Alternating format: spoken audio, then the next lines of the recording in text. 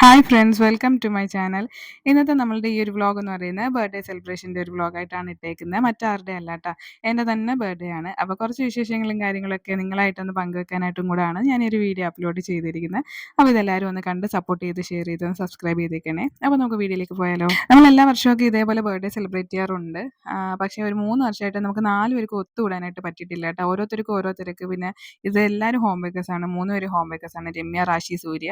അപ്പം രമ്യ പുറത്തായിരുന്നു. ബാക്കിയുള്ളവർക്ക് അതിൻ്റേതായ തിരക്കുകളും കാര്യങ്ങളും എനിക്കും ഉണ്ട്. അപ്പം അങ്ങനെ 1, 2 പേരൊക്കെ ആയിട്ടേ കാണാൻ പറ്റിയിട്ടുള്ളൂ. ഇങ്ങനെ 4 പേരും കൂടെ ഒത്തുകൂടുന്ന 3 വർഷങ്ങൾക്ക് ശേഷമാണ് കേട്ടോ. വീണ്ടും ഒരു വൺ ഡേ ഫുൾ എക്സ്പ്ലോർ ചെയ്യാനായിട്ട് നമ്മൾ വണ്ടിയിൽ, രമ്യയുടെ വണ്ടിയാണ്. അപ്പോൾ രമ്യയുടെ വണ്ടിയിൽ ഇങ്ങനെ നമ്മൾ ബീച്ചിലൊക്കെ ഒന്ന് കറങ്ങി. ബീച്ചിൽ വെച്ചിട്ടായിരുന്നു നമ്മളുടെ കേക്ക് കട്ടിങ്. കേക്ക് തന്നിരിക്കുന്ന റാഷിയാണ് കേട്ടോ. സ്പോൺസറിങ് റാഷിയാണ്. റാഷിക്ക് ഒരു സ്പെഷ്യൽ താങ്ക്സ്. അപ്പോൾ നമ്മളെല്ലാവരും ഒരു വൺ ഡേ എക്സ്പ്ലോറിംഗ് ആണ്. അപ്പോൾ രാവിലെ തന്നെ എല്ലാവരും സെറ്റ് ചെയ്ത് വീട്ടിൽ നിന്നൊക്കെ ഇറങ്ങും. അപ്പോൾ സൂര്യ ട്രിവാൻഡ്രം സെക്ഷനാണ്. ട്രിവാൻഡ്രത്ത് നിന്ന് നമുക്ക് കൊല്ലത്തോട്ട് എത്തുന്നതിൻ്റെ ഒരു ഡിലേ മാത്രമേ ഉള്ളൂ. അപ്പോൾ അതിനുശേഷം നമ്മളെല്ലാവരും അടുത്തടുത്താണ് കേട്ടോ. അപ്പോൾ ഇവരെല്ലാവരും എത്തിയതിന് ശേഷമാണ് നമ്മൾ ആദ്യം ബീച്ചിലോട്ട് പോകുന്നത്. ബീച്ചിലോട്ട് പോയിട്ട് അവിടെ വെച്ചിട്ടായിരുന്നു കേക്ക് കട്ടിങ്.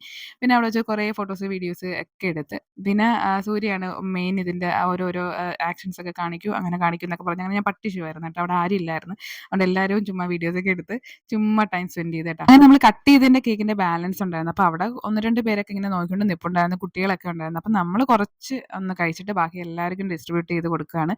അപ്പോൾ അതിനുശേഷം ഓരോ ഫോട്ടോസൊക്കെ എടുത്തുകൊണ്ട് നിന്നപ്പോഴാണ് നമ്മൾ സൂര്യയുടെ ചെരുപ്പ് പൊട്ടുന്നത്. അങ്ങനെ പിന്നെ നമ്മൾ ചെരുപ്പ് വാങ്ങിക്കാനായിട്ട് പോവാണ് കേട്ടോ. അനസ് ഫുഡ് വേസ് എന്ന് പറഞ്ഞ് നമ്മളുടെ ചിന്നക്കടയിലുള്ള ഒരു ഇതാണ്. പക്ഷേ എനിക്കറിയത്തില്ലായിരുന്നു കൊല്ലത്ത് കിടക്കുന്നെങ്കിലും രമ്യയാണ് ഇത് കണ്ടുപിടിച്ച് മിക്കവാറും ഒക്കെ അവിടെ നിന്നൊക്കെ മേടിക്കുന്നതെന്നൊക്കെ പറഞ്ഞ് നമ്മളങ്ങോട്ട് കൊണ്ടുവന്നു. ഒരുപാട് സെലക്ഷൻസ് ഉണ്ടായിരുന്നു കേട്ടോ. എനിക്ക് ഇഷ്ടപ്പെട്ടു. ഒരു പച്ചയാണ് ഞാൻ പറഞ്ഞിട്ടാണ് സൂര്യ അത് എടുക്കുന്നത്. അതിനുശേഷം നമ്മൾ എക്സ്പ്ലോർ ചെയ്യാനായിട്ട് പോയേക്കുന്നത്, അതായത് കഴിച്ച് എക്സ്പ്ലോർ ചെയ്യാനാണ്, അതാണല്ലോ നമ്മളുടെ മെയിൻ. അപ്പോൾ ഓൾ സ്പൈസിലാണ് പോയേക്കുന്നത്. അത് നമ്മളുടെ കൊല്ലം നമ്മളുടെ ബീച്ച് റോഡ് സൈഡാണ്.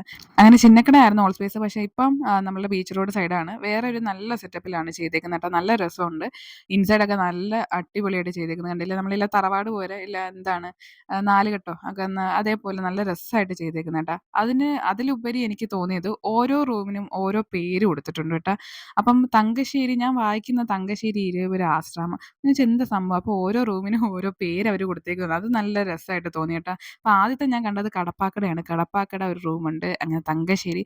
നമ്മൾ ഇരവിപുരം വഴി എന്താണ് നമ്മളുടെ ആശ്രാമം ആണ് നമുക്ക് കിട്ടിയിരിക്കുന്നത് കേട്ടോ. അപ്പോൾ നമ്മൾ ആശ്രാമത്താണ് ഒരു സെക്ഷനാണ് എടുത്തേക്കുന്നത്. കണ്ടോ, ഇത് കൊല്ലത്തിൻ്റെ കഥ എന്നൊക്കെ പറഞ്ഞ് നല്ല രസമുണ്ട് ചെയ്തേക്കുന്നത്. നല്ല ഇന്നോവേറ്റീവ് ആയിട്ട് അവർ ചെയ്തിട്ടുണ്ട്. അങ്ങനെ ആദ്യം നമ്മൾ സ്റ്റാർട്ടറായിട്ട് പറഞ്ഞത് ഫിഷ് ഫിംഗർ ആയിരുന്നു.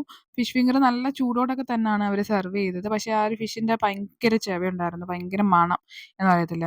അത് എനിക്ക് ഒരുപാട് അങ്ങ് ഇഷ്ടപ്പെട്ടില്ല. അപ്പോൾ അതിനുശേഷം നമ്മൾ പറഞ്ഞതെന്ന് വെച്ചാൽ ചിക്കൻ ബിരിയാണിയും അതുപോലെ ബീഫ് ബിരിയാണിയാണ്. പക്ഷേ അത് രണ്ടും നല്ലതായിരുന്നു കേട്ടോ. നല്ല ബെസ്റ്റായിരുന്നു, സൂപ്പറായിരുന്നു, അടിപൊളിയായിരുന്നു.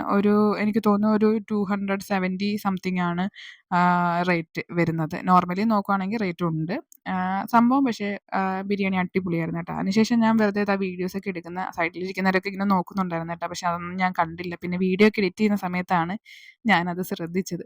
അപ്പം നമ്മൾ ഭയങ്കര സംസാരം, ചിരി, സന്തോഷം ഒക്കെയായിരുന്നു. അപ്പോൾ അതിനുശേഷം നമ്മൾ ഒരു ലൈം പറഞ്ഞായിരുന്നു. അപ്പോൾ എനിക്കൊക്കെ ലൈമാണ് ഇഷ്ടം. അപ്പം രമ്യയ്ക്ക് കുറച്ച് ഒരു ഫലൂഡ വേണമെന്ന് പറഞ്ഞു. പക്ഷേ പൊളി ഫലൂഡ ആയിരുന്നു കേട്ടോ. അടിപൊളിയായിരുന്നു. അപ്പം അത് അവൾക്ക് വേണം എന്ന് പറഞ്ഞിട്ട് അവസാനം നമ്മളെല്ലാവരും കൂടെ കൈയിട്ട് വാരി അത് തീർത്തു. കിട്ടിയോന്ന് ചോദിച്ചാൽ അവൾക്കൊണ്ട് കിട്ടിയതും ഇല്ല. ബാക്കി എല്ലാവരും തിന്നോന്ന് ചോദിച്ചാൽ നമ്മൾ തിന്നുകയും ചെയ്തു. ആ ഒരു അവസ്ഥയിലായിരുന്നു കേട്ടോ.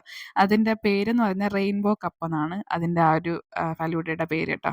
അങ്ങനെ പിന്നെ അതിനുശേഷം നമ്മൾ ഒരു മാറ്റിനിക്ക് കയറുകയാണ്. അപ്പോൾ ആ ടൈമിനുള്ളത് ഉള്ളൊഴുക്ക് എന്ന് പറഞ്ഞൊരു സിനിമയായിരുന്നു കേട്ടോ. നമ്മൾ പാർവതിയും അതുപോലെ ഉർവശിയൊക്കെ അഭിനയിച്ച ഉള്ളൊഴുക്കിനായിരുന്നു കയറിയത്. ഫിലിമിനെ കുറിച്ച് പറയുവാണെങ്കിൽ നല്ല സ്റ്റോറിയുള്ള ഒരു ഫിലിം തന്നെയാണ്.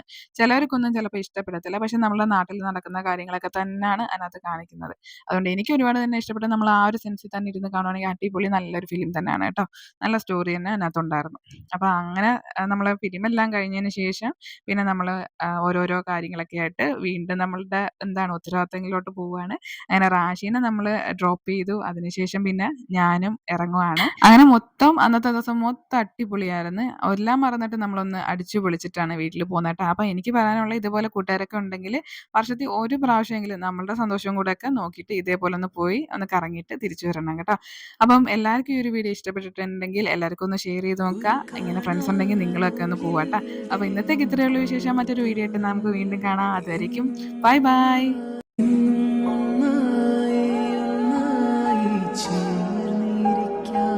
ദൂരെ ആകാശത്തണലിൽ തനിച്ചിരിക്കാം.